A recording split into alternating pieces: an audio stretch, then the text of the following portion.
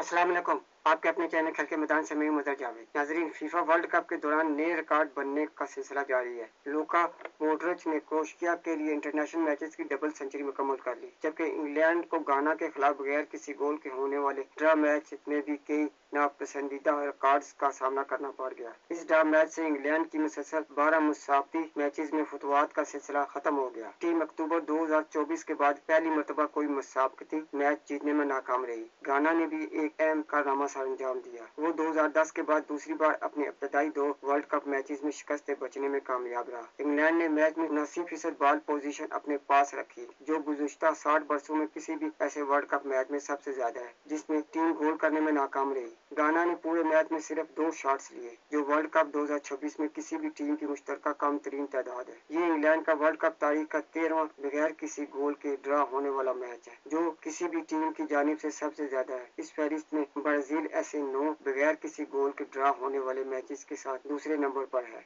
दूसरी जानिब Luka Modric ने क्रोएशिया के लिए अपना 200वां इंटरनेशनल मैच खेलकर नई तारीख रकम कर दी। वो इस संग मील पर पहुंचने वाले चौथे फुटबॉलर है। इनसे कबल क्रिस्टियानो रोनाल्डो 230, बदर मुमतावी 202 और लियोनेल मेसी 201 बार ये संग मील अबूर कर चुके हैं। मॉड्रिच अब तक अपने तमाम इब्तदाई मैचेस में कम से कम 80% पास मुकम्मल करने में कामयाब रहे हैं। नाजरीन, अगर आपको मेरी वीडियो पसंद आती है तो इसे लाइक और सब्सक्राइब जरूर करें और बेल आइकन के बटन को दबा दें, ताकि आपको मेरी वीडियो बर वक्त मिलती रहे। इसके साथ ही मैं आपसे इजाज़त चाहूँगा। अल्लाह हाफिज़।